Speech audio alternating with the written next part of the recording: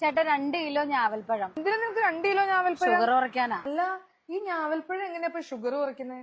ഞാവൽപ്പഴത്തിന് ശരിക്കും ഒരുപാട് ഗുണങ്ങളുണ്ട്. ഇത് മെയിനായിട്ട് ഞാൻ പറഞ്ഞല്ലോ, ഷുഗർ കുറയ്ക്കാൻ വളരെയധികം ഹെൽപ്പ് ചെയ്യും. അതേപോലെ തന്നെ ഇത് ആന്റി ഓക്സിഡന്റ് റിച്ച് ആണ്. അതുപോലെ തന്നെ ഇതിൽ അയൺ റിച്ച് ആണ്, മഗ്നീഷ്യം റിച്ച് ആണ്, പൊട്ടാഷ്യം റിച്ച് ആണ്, ഫോസ്ഫറസ് ഉണ്ട്. അങ്ങനെ ഒരുപാട് ഗുണങ്ങളുണ്ട്. അപ്പൊ ഇതെങ്ങനെയാ ഷുഗർ കുറയ്ക്കുന്നതെന്ന് പറ. ശരിക്കും ഞാവൽപ്പഴത്തിന്റെ കുരുവിലാണ് ഷുഗർ കുറയ്ക്കാനുള്ള ഒരു സീക്രട്ട് ഉള്ളത്. ഓ, അതിനാണല്ലേ ഈ കുരുമുഴി എടുത്ത് വെച്ചേക്കുന്നത്? അതെ. അത് എങ്ങനെയാന്ന് നീ പറ. ഇതിന്റെ കുരുവില് ഒരു 2 കണ്ടന്റ് ഉണ്ട്. അതാണ് മെയിൻ ഘടകം. അത് ജാംബോസിൻ ആൻഡ് ജാംബോലിൻ എന്ന് പറഞ്ഞ 2 കമ്പോണന്റ് ഈ കുരുവിലുണ്ട്.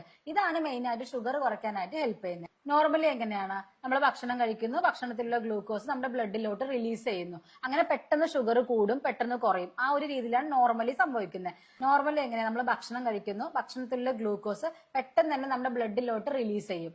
ആ റിലീസ് നമ്മൾ ഇത് സ്ലോ ഡൗൺ ചെയ്യാനായിട്ട് നമ്മുടെ ജാമിന്റെ കുരുക്കൾ വളരെയധികം ഹെൽപ്പ് ചെയ്യും. അതുകൊണ്ട് തന്നെ നമ്മൾ ഫുഡ് കഴിക്കുമ്പോൾ ഗ്ലൂക്കോസ് പെട്ടെന്ന് റിലീസ് ചെയ്യില്ല.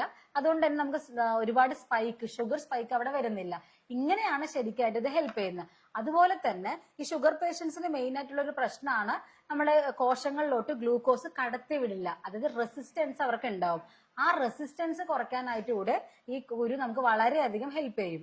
അങ്ങനെയാണ് ശരിക്കും ഷുഗർ കുറയാനായിട്ട് ഈ നമ്മുടെ ഞാവൽപ്പഴം ഹെൽപ്പ് ചെയ്യുന്നത്. അപ്പൊ ഇതെങ്ങനെയാ കഴിക്കേണ്ടതെന്നും കൂടെ പറഞ്ഞോ. അതായത് ഈ കുരുക്കളൊക്കെ നന്നായിട്ട് കഴുകി ഉണക്കി പൊടിച്ചു വെക്കുക. എന്നിട്ട് ഡെയിലി രാവിലെ ഒരേ ഒരു സ്പൂണേ കഴിക്കാൻ പാടുള്ളൂ.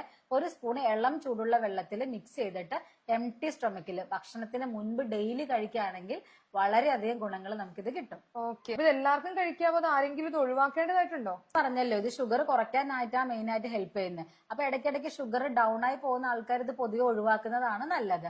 അതുപോലെ തന്നെ എന്തെങ്കിലും സർട്ടൻ അലർജി ഉള്ളവരൊന്നും കഴിക്കാതിരിക്കുക. അതുപോലെ തന്നെ നമ്മൾ ഷുഗറിന്റെ മെഡിസിനും കഴിക്കുന്നവര്, അതുപോലെ തന്നെ ഇൻസുലിൻ എടുക്കുന്നവര്, അതുപോലെ അതിന്റെ കൂടെ നമ്മൾ ഈ ഒരു കുരുവും കൂടെ വരുമ്പോ പെട്ടെന്ന് ഡ്രോപ്പ് ഔട്ട് ആവും. അപ്പൊ അതുകൊണ്ട് അവരൊന്ന് ശ്രദ്ധിച്ചാൽ മതി. അങ്ങനെയാണെങ്കിൽ ബാക്കിയുള്ള എല്ലാവർക്കും നമുക്ക് സുഖമായിട്ട് കഴിക്കാം. ഇതിന് ഇത്രയും ഗുണങ്ങളുണ്ടല്ലേ? എന്തായാലും ഇതൊരു പുതിയ അറിവാ.